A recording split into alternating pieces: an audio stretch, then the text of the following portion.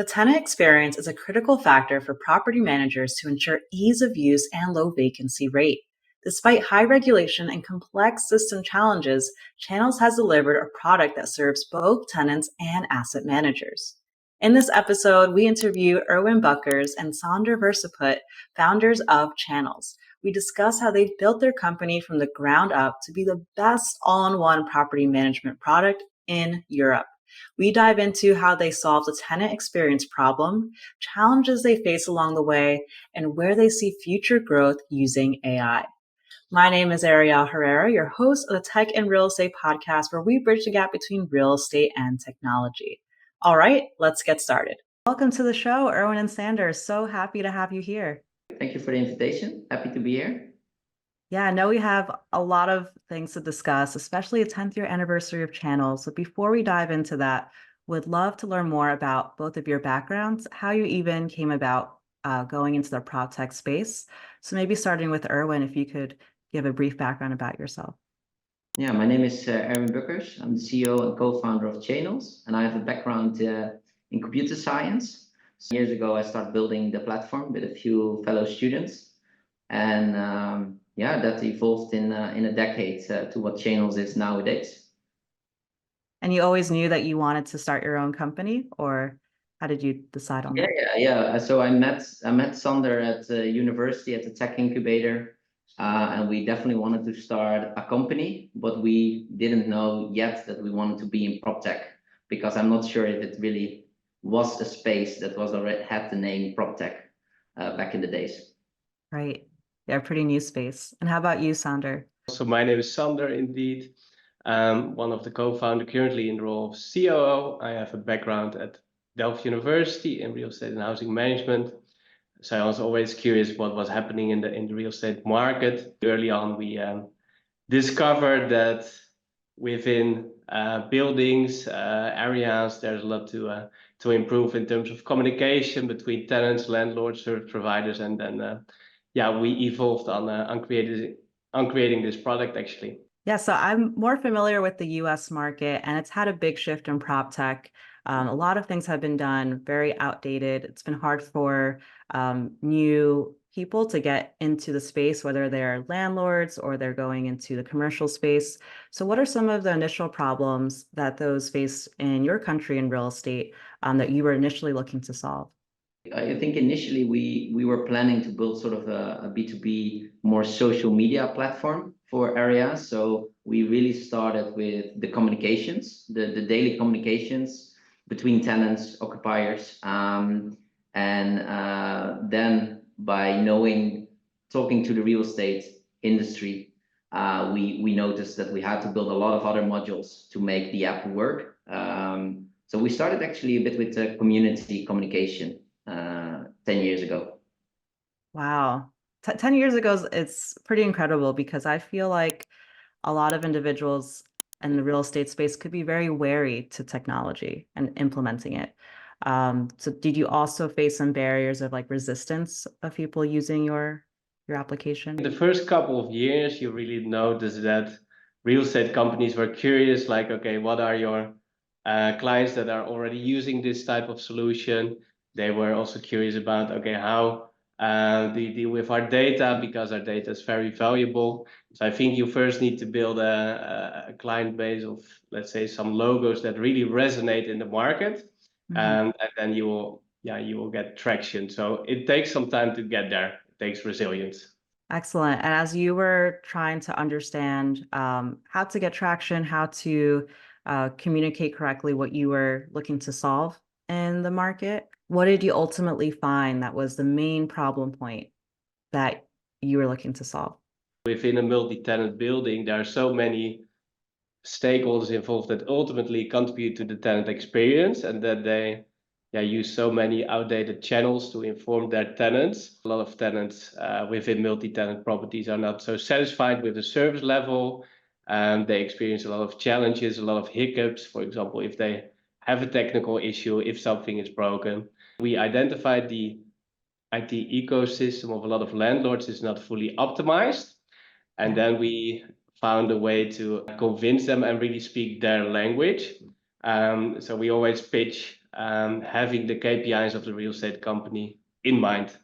So that really feels like a solution to them. We always kept the end user in mind. So I think a lot of prop tech and a lot of technology companies are focused on the asset manager, the landlord, and we always focused on the end user. And I think we have seen over time that that has changed also their perspective, that it's more about the tenants, the way of working has changed, and so on. Back in the days when we were using all cool apps with friends and family, and then when you were in a building, then everything was still here in the Netherlands via paper, workflows, super inefficient, 5 new systems that you need to use once a year. So we also saw a bit our own frustration. Why is this so old school if there are so many cool apps on the market? I mean, 10 years ago when we started, there were no apps. The first apps were launched actually. We just had a smartphone. Some people had the internet on their phone, others didn't. So it was a different time. But then we saw the modernization of the full ecosystem. So it was kind of obvious to change every year a little bit the product, the strategy, and yeah, we invest a lot in partnerships with other tech companies because we really see the ecosystem that we need to bring one app to the end user that connects all the back office systems. Keeping the user and what they need and what's easiest for them as the focal point, not just on the landlord side. And it's great that both of you face this frustration of dealing with paperwork and all these different apps to use and try to build this ecosystem to make it a lot easier for the end user. If you could detail a little bit more. So if I was a tenant in Netherlands and using your product, what would the flow look like for me? Yeah, from the tenant perspective, we really want to be that one-stop shop. So if you are new to a building, you start living somewhere or start working somewhere, you download our app and basically you have everything in one place, ranging from all the services and amenities that the building and surrounding has to offer. You can interact with your neighbors, but also with the community management. You can make payments, so you can book a space, but also make directly payments. See the local discount. So it's really a place to interact with the building, but also with the users and to make social connections. Yeah, people install the app before they are in the building because the app represents the building. Who are my neighbors? Those type of things are all in the app. It's really important in the onboarding phase already of a new tenant to get the app. It's technically the only way in a lot of buildings nowadays to get to the information you need for onboarding in a new building. I moved to an apartment building probably like 6 months ago, and there's no like sense of community in that like there's maybe separate chats like on Facebook, but no like one centralized spot. Learning about more of the building, it's all just digging through like PDF documents that are on the site or just getting like paper flyers for alerts. So I think it's really important, not just on all of the operations aspects that you provide, but also on the community part. How did that evolve over time? Like, how did that communication platform evolve? Not everyone is interested in the same topics. So you can imagine if you are living in the building and you have a WhatsApp group, maybe some neighbors find a particular topic super important, but for others it's not relevant. We're really good at structuring communication. If you are a property manager working for a building, you can easily target specific tenants. From the tenant perspective, you can follow topics that are appealing to you. So you will always be informed about the important security warnings. But if you want to be up to date on demand and supply, that is kind of your choice. So, and that's all configurable on a building level by our clients. Our clients, what is urgent, but then they can give the flexibility to the end user to tailor their interests. So it will not be that one app, that extra app that you have on your phone that you want to mute because you don't like notifications. And that was extremely difficult to get that right. And I think that took us years talking to property managers, asset managers, tenants itself. to understand how important this app is, besides of course all, let's say, the important things in your private life, because it's partly private, but it's not your friends and family. We really tailored it and customized it to the needs that are required here. Excellent. It helps property managers be able to have higher occupancy rates because people feel more involved. They're getting notified on the right aspects. It's easier to do several different parts in the tenant flow, like payments, for example. So do you have any metrics or even just touch points of how has it helped your software, has it helped property managers with occupancy and other important factors? What is top of mind? Tenants report their turnover data, but they can also leave qualitative feedback from the landlord perspective. You have a lot more insights in potential churn risks. So if tenants are underperforming, you can really see that. So you can optimize the tenant mix. You can start a dialogue with your tenant earlier on in the process. So yeah, apart from tenant satisfaction, we have a few other metrics that we can measure on the platform that helps you increase the occupancy rates. Excellent. And how widespread are you today? So you mentioned across different countries. Is that mostly focused in Europe or other continents as well? Yeah, Europe is indeed the core focus, part of the strategy to first land the project with a landlord, show the impact, and then expand towards the portfolio. In Europe, different back office ERP system, PMS systems per country. It is quite ideal to have our white labeled app for their brands and portfolios, so that it doesn't matter for the end user that they are changing software all the time. Europe has also so many change in the law and the rules and the regulations. The finance system is all different. We became quite good in that, so we even have a separate department in just for the localization of the platform and to serve these clients that have assets across Europe. That's huge. One of the number one things when I speak to others who are maybe looking to become entrepreneurs is trying to solve the problem in local spaces first before trying to just do it just for everyone. It makes sense that you are trying to get it right for these particular regions based on language, backend systems, and then just make it seamless for them overall. So it looks like you've kind of completed that challenge, but what are some other challenges that you faced maybe being a prop tech company with the landscape of maybe some other competitors or other prop tech companies shutting down? How have you remained to stay afloat? One of the biggest challenges is always connecting with on technical level. We want to connect to any piece of software and hardware in the building, but that is nowadays still not possible. With the modern buildings, the new buildings, it's becoming more and more easy. So even the big players in let's say in the software prop tech landscape, that they also understand they need to be a little bit more open to partnerships and not silo their software. One of our biggest focus points from a technology perspective, that we have the right partnerships and we have a field marketplace with all the common software and hardware. And then I think more on the practical side, what is indeed is difficult in general is that you need to change the behavior, the way companies work for years. So just convincing people to change the way we're working for a long time. So I'm referring more to the property managers and asset managers. We need to help them implementing it. But we do see a good trend that there are more tech savvy people in those organizations that can lead these type of projects. That the PropTech scene in terms of number of startups, we have the feeling it's a little bit smaller than a few years ago, because there are quite some mergers. Some companies didn't make it, although we see now, of course, a lot of new startups on AI, ESG, the sustainability part. So they are super interesting for us to partner up with and to enrich the app even further. Excellent. And actually kind of diving into AI, have you noticed that it's been any easier to onboard new, say, property managers or asset managers because there's more of like an awareness now of how technology in general can impact society?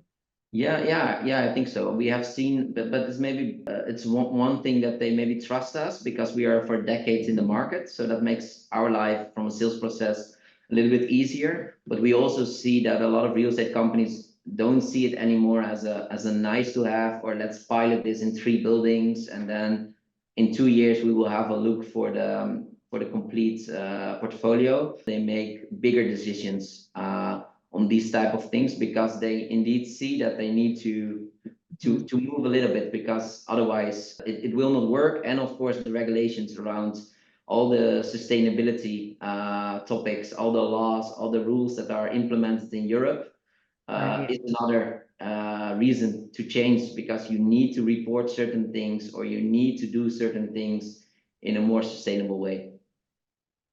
That's a good point. Yeah, the regulations can definitely be a hindrance at times too, but where do you see the growth of AI within maybe your company or the overall prop tech space within Europe?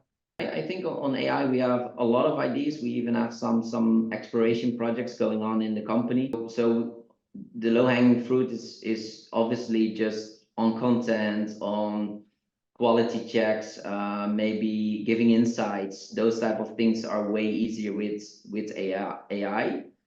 On the other hand, we do think that over time some processes can be done by AI. But first we also need to look at the challenges around privacy, data security, and those type of things. And that's also the reason why it's at the moment more a research project in the company than that we fully implemented through the platform, because in a lot of cases it's not even possible to launch this according to the contracts and how they want to deal with the data, because it's also, I think, for some people quite a, let's say, scary topic where it's going, and we try to understand it, and we in most cases need to keep the data in the EU as well. So of course a lot of the startups and AI technologies come from the US as well, so the data can't be stored there.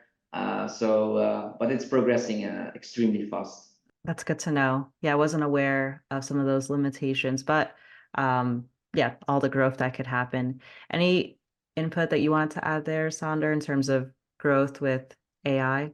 Well, I think it's definitely an interesting field to explore further and to also really gather input from the market. I think a lot of processes within property management can become smarter, more tenant-centric, and AI can definitely contribute towards that. And as Erwin mentioned, there are currently some concerns regarding data privacy and so on, but there's definitely a lot to gain and to explore. Yeah. Excellent. So now that we have kind of talked about your company, what it does, the challenges you face, how you overcame the potential future growth with AI, would love to hear from both of you. What does it mean for you both to have a company that is now, 10 years into the making? How does that feel to have that accomplishment? Every phase has new challenges, and what I always like is pioneering, trying new features. And I think what gives me the most energy is if you talk to a client or potential client and they have a pain or a need, and then in the end we can provide them with a solution that really makes them happy and that's actually working.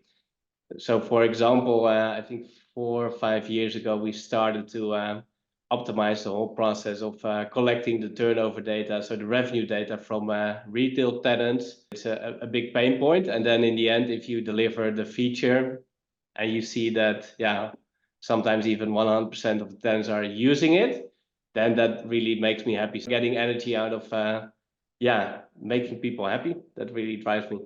Yeah. Love to hear that. Over 10 years, I have different milestones, different things to celebrate. And 10 years ago, we didn't know where it was going.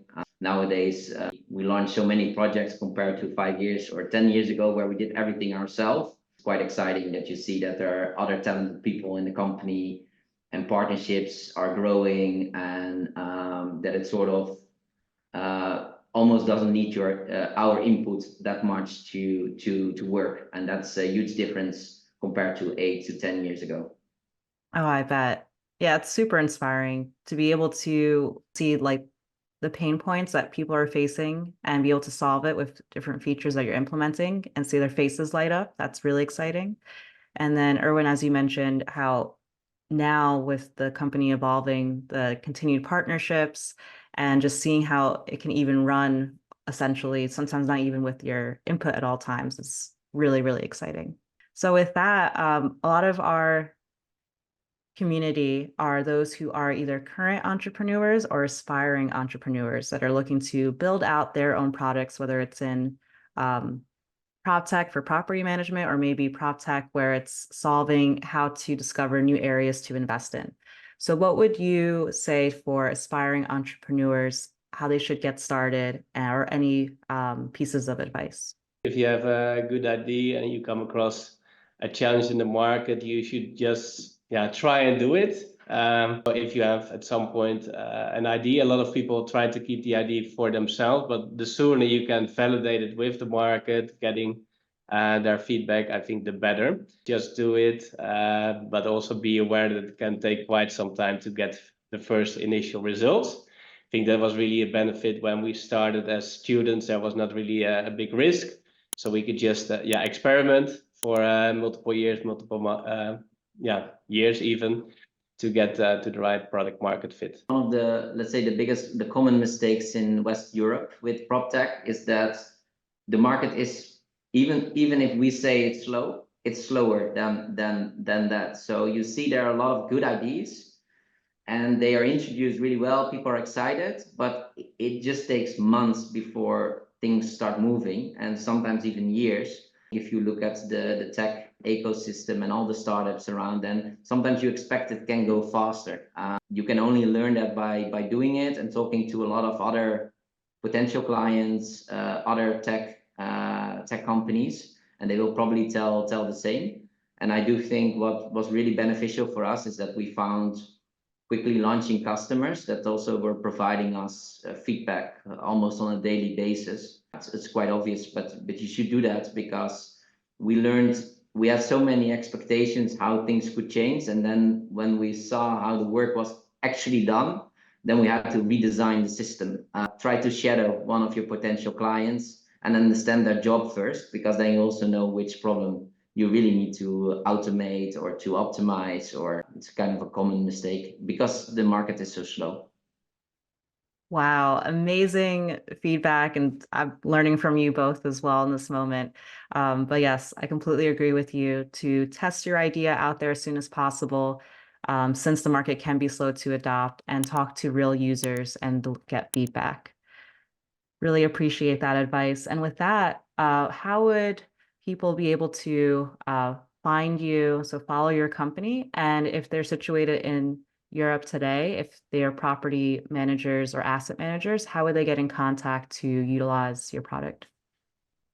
I think the easiest way would be visiting our website. You can request a demo, go to our website, getchainels.com, and you can see the product, and we're happy to tell you more.